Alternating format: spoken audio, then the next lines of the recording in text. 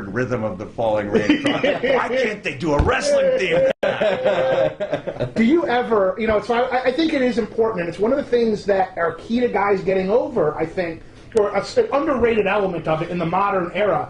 It's the Pavlovian first note of the song and off. Yeah. And with Hogan, it was easy. And I think later for you, obviously, with the car crash, you got the car crash was a big thing because even when I won that first WWE championship, I mean, I came out to the slightly accelerated funeral dirge. Right. But it was still a funeral dirge, and I didn't realize like how difficult it was to use that song as a good guy until I did a speech at a library, and they had queued up my music, and they had like the outtakes of me from my first segments where I was like, which might be good for you, but not so enjoyable for the rest of us. And I'm like, and here I am supposed to be talking to kids about staying in school and reading. So it was difficult, and I would say like, and this, with all due respect, and to DX.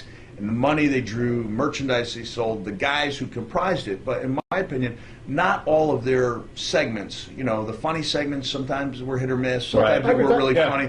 I love the takeoff and the good, bad, and the ugly with Jonathan Coachman, it was great. Some of the stuff was great.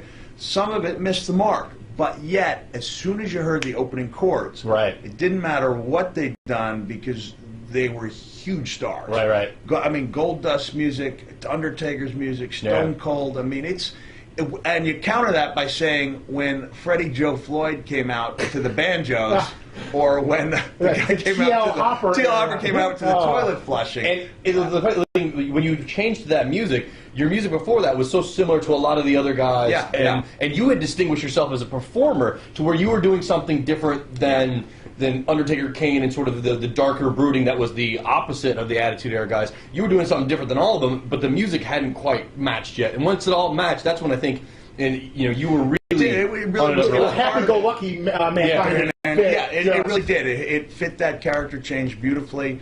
And I'm wrong, with all due respect to my friend. Normally, on Hurricane Helms' show, they count how many times they say fuck. I'm just going to count how many times you use with all due respect. So. Well, I really do I think they came up with a good tune for me in TNA.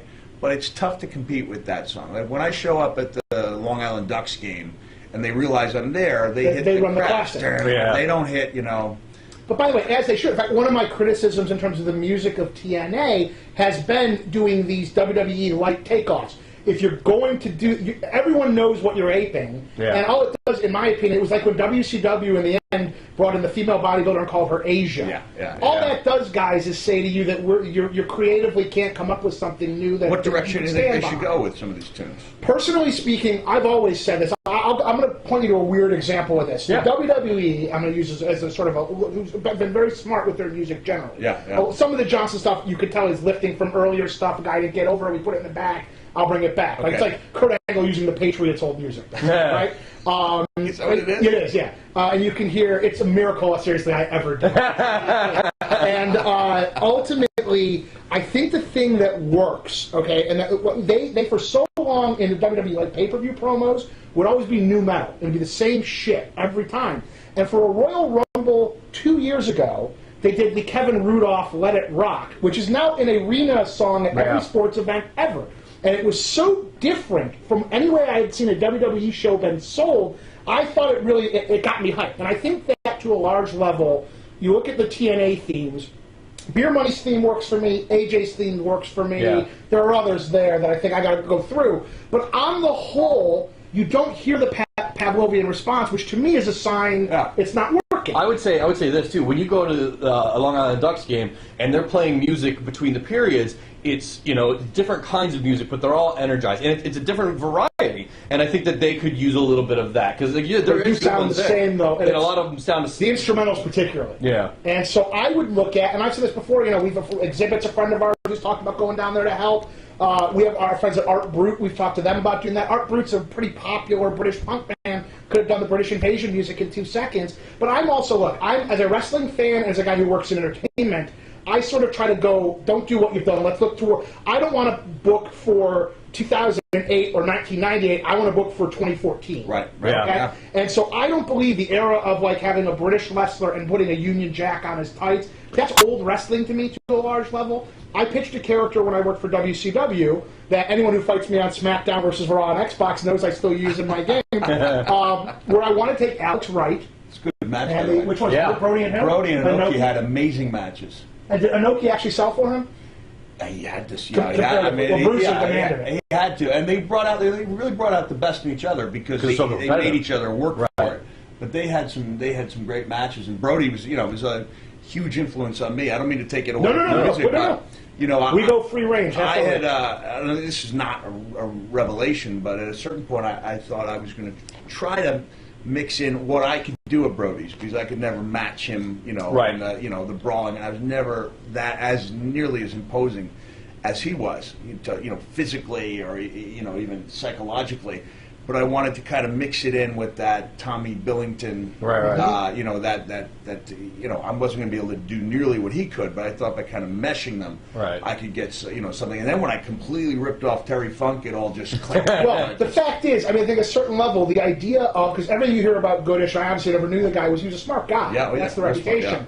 And I think that there is something very effective about a guy who presents himself as a monster when the bell rings, and then is smart and calculating. It's like the Bockwinkel kind of promo where you're like, there's there. Jericho and I have talked about this, where taking his heel character from Anton Chigurh, genius. Yeah. Because literally, that's a guy who ordinarily, it's such a great malevolent sort of like under the surface malevolence. Now, who took his character?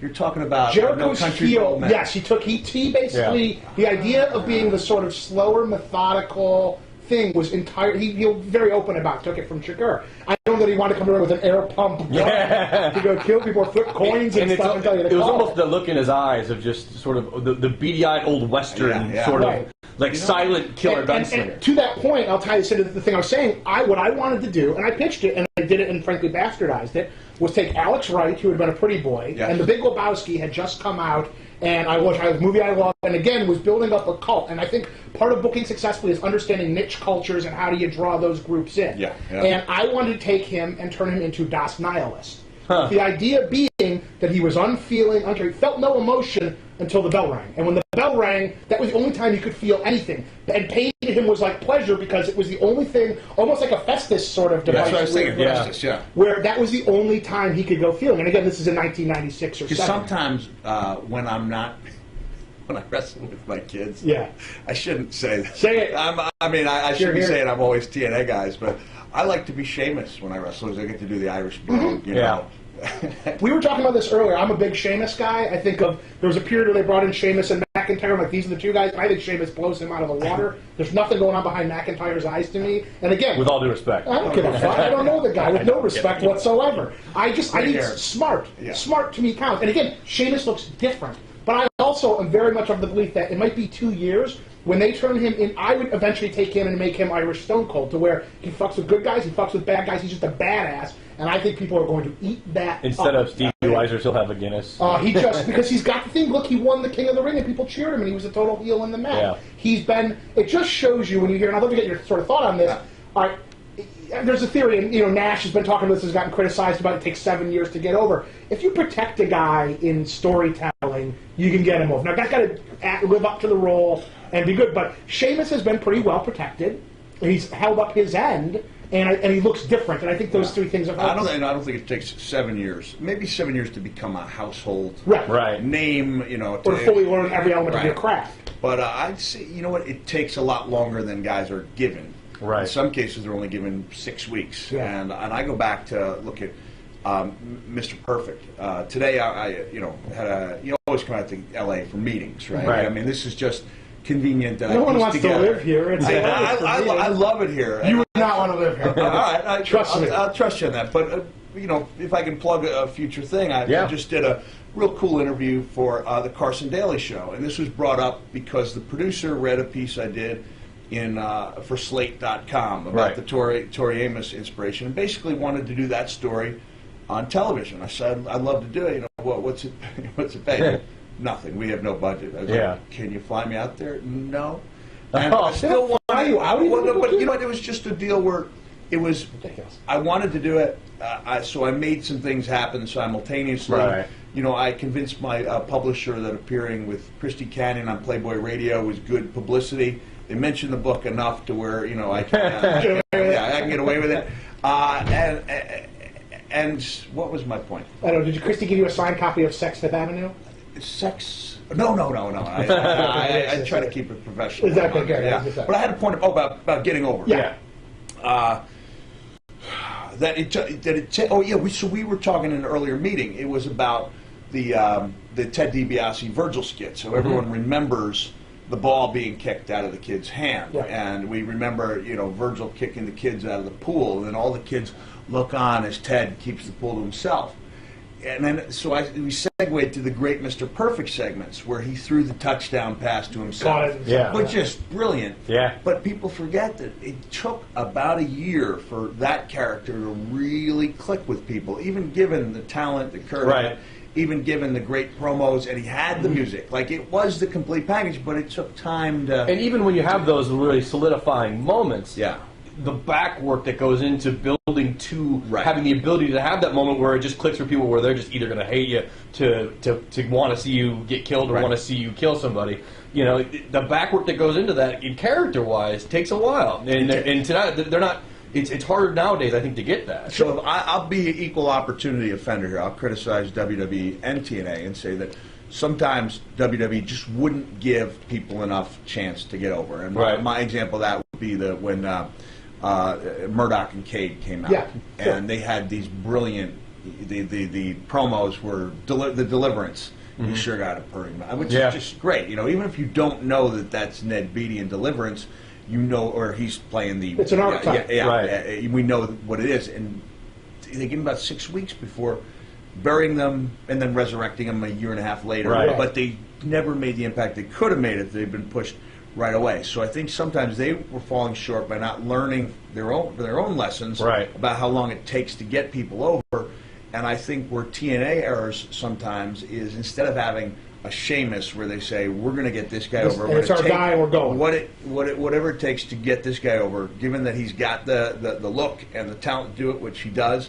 But in TNA's case, sometimes we throw so many things into the mixture that you can't really taste any of it. You know, like it's all the individual flavors are washed down a little bit from what they could be. Right, you can't elevate. We're going with the elevate. stew analogy here.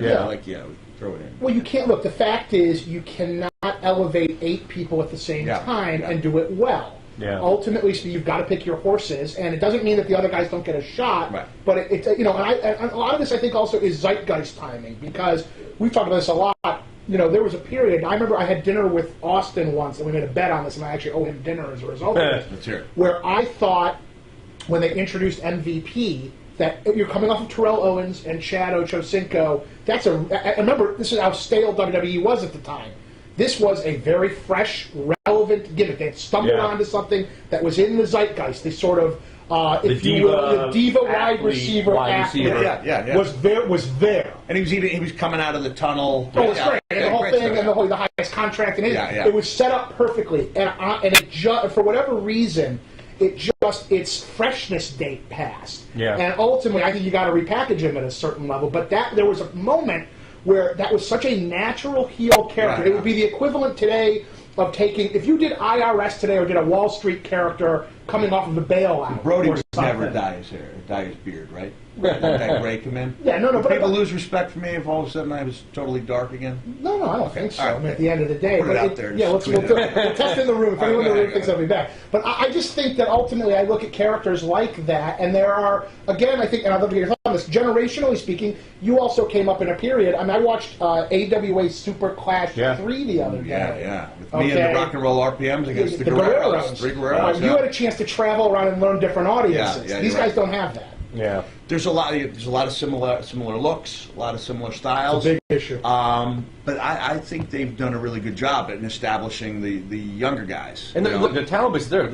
Some of the guys can really in ring really do some impressive stuff. And that's what initially drove me to watch TNA was, wow, this is different in ring than I've seen. We met and sort of bonded over watching that. our first which general meeting. I'd never seen until Jeff exposed it. It's been my main complaint. So I'll share it with you guys. I've basically complained about it in the UK on the last tour. We won't say nobody's watching.